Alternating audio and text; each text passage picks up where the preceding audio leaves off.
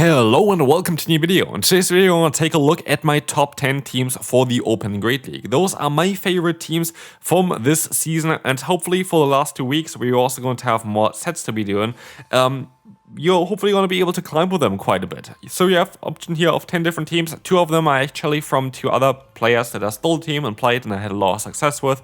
But yeah, the rest are my own original creations basically, so hopefully you enjoy those as well. And we're gonna move right into the first one. Just before, let's talk about today's sponsor. This video is once again sponsored by Boot.Dev. And yeah, this is the second time already they sponsor this channel, because I actually really like this platform and I use it myself as I'm doing currently my masters as well in programming. I spend even more time now on Boot.Dev since the last video, and it keeps improving itself. It's all about backend development, Python, Go, JavaScript, TypeScript, SQL, and even C, and it's hands-on from the start. You're writing code constantly, not just watching tutorials. And this is the amazing thing as well, there are more courses being added all the time. And the best part is that it doesn't feel like studying. Boot.Dev gamifies everything.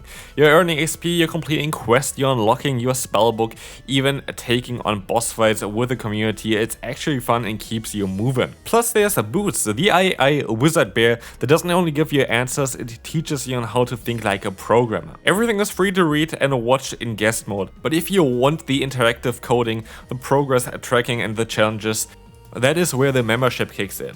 So go on Boot.Dev, try out a few lessons for free, and when you're ready, use my code Jonkus to get 25% off your first payment, monthly or yearly, so you can save up a lot of money with that.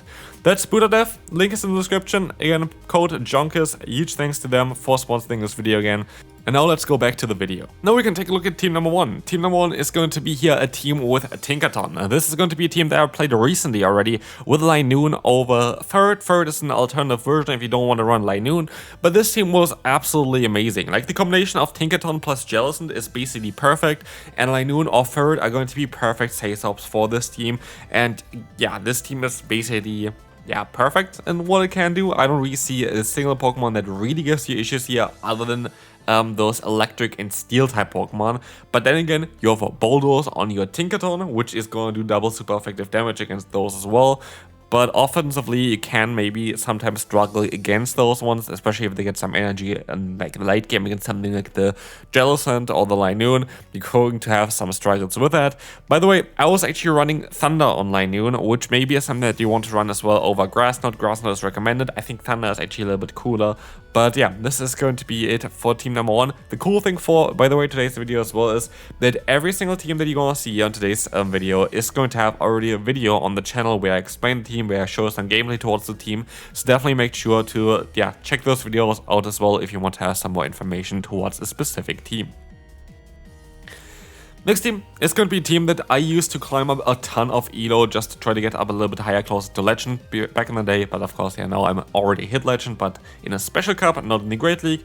So this team really was great for me. Thievul is an amazing lead in the current meta, as Sucker Punch allows you to have a ton of fast move pressure, and Night Slash gives you a lot of short move pressure, with the additional benefit of having the 12.5% chance to boost your own attack by 2 stages, which can literally flip matchups. And so I had here in the back the Drapion as well as the Clodsire to counter for fighting type as well as fairy type Pokemon.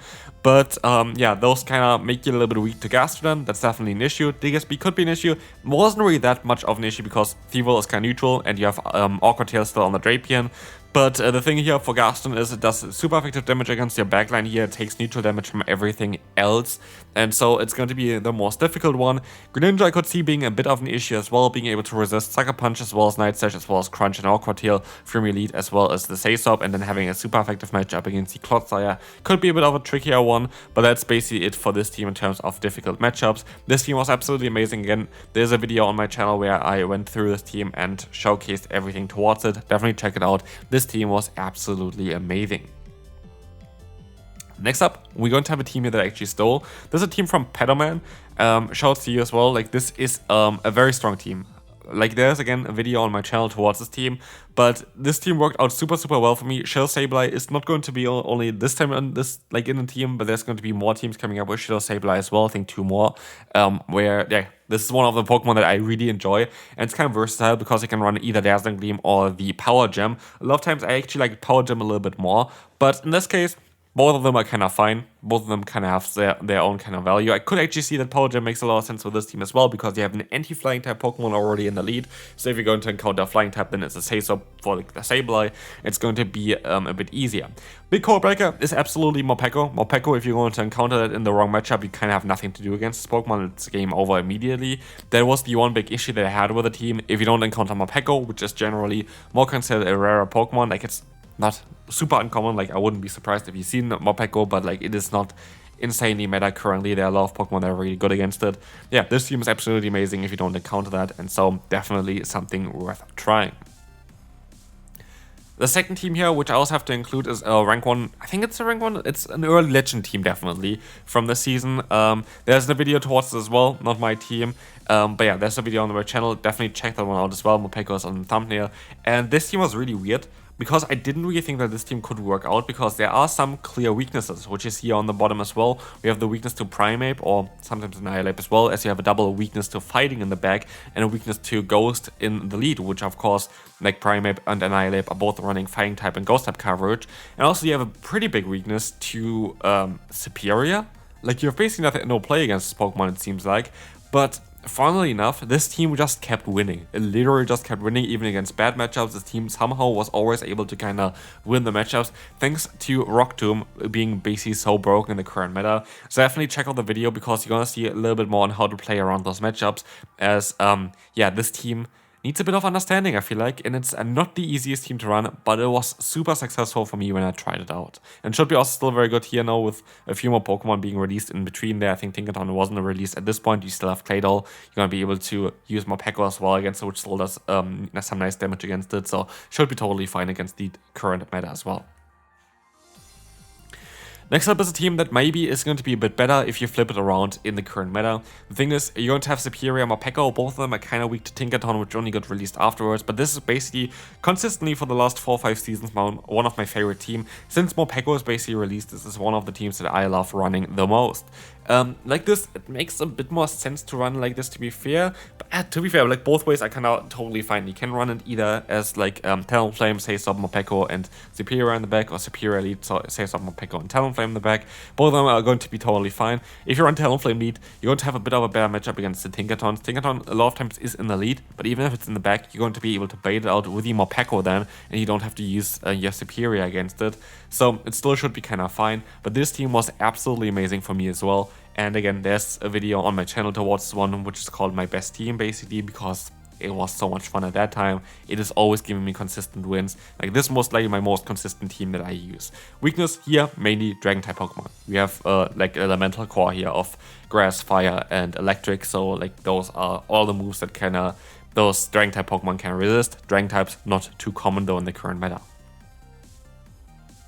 Yep, Magcargo is in today's video. Yes, you might think that's a bit silly, but Magcargo honestly is really, really strong. I made a video about this as well. Here we're running specifically Power Gem on the Sableye. The idea is to trap out all the flying type Pokemon to sweep endgame with your grass type, and that always kind of works out perfectly. This team was amazing, like literally worked out super, super well. Only real weakness, I guess, is going to be Toxapex, which is going to be able to core break Magcargo and Superior. It's pretty bad against the Sableye. Sableye definitely wins against it. And actually, Magcargo can still play against it. And actually, even the Superior can still play against it. But yeah, and generally, it can be a bit of an issue for you to battle against this Pokemon. Another issue would be, for example, the Gaslold here is going to be the one Pokemon that can kind of resist all of our fast move pressure, but it's not really a common Pokemon either, and so this team honestly works super well, and Magcargo with buffed Rock Tomb is so much better than it was ever before, so definitely give it a try. We're up at team number 7. This is the spammiest team. I always kind of take a look at the spammiest team every season because I enjoy those teams. Like it's just a lot of fun to play with this team.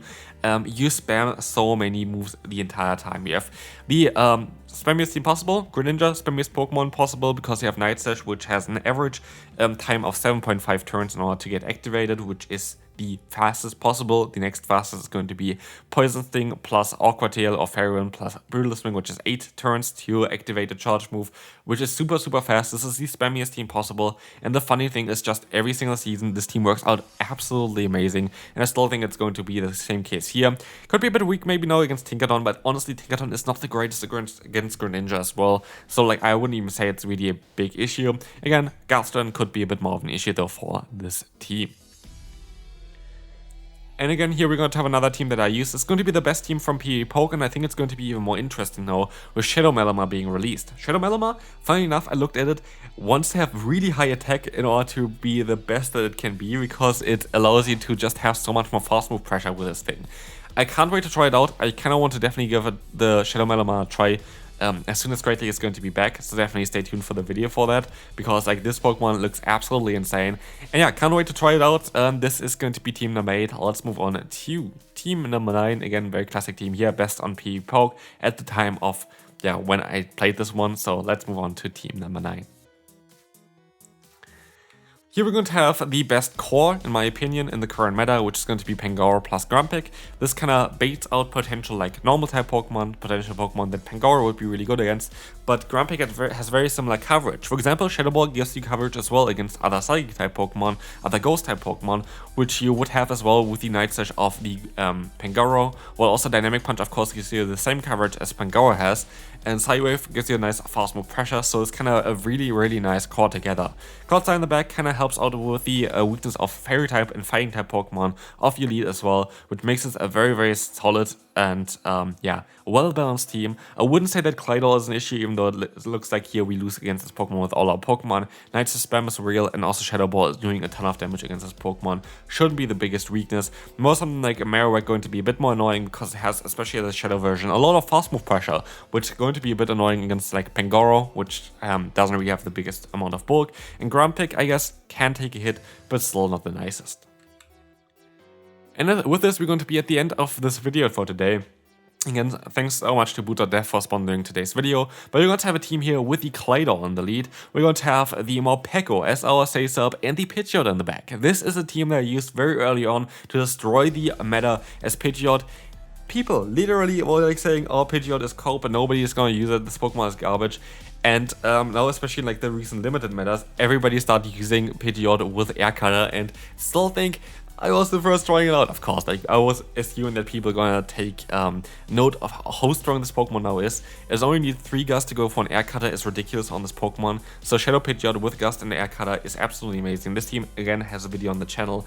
I went absolutely positive with this team, and I think that Pidgeot is super underrated in the current meta. Especially in the 2-shade scenario, this Pokemon is nearly unbeatable. And this team also kind of works really nice against Tinkaton, as your lead is going to be great against it. The say-so of Morpeko can bait it out, and Pidgeot doesn't want to face it. So honestly, this team was absolutely amazing for me. It still should work out really well, and hopefully you enjoyed this video. If you did, I would really appreciate it if you could leave a like here, subscribe, and I will see you then. Bye bye.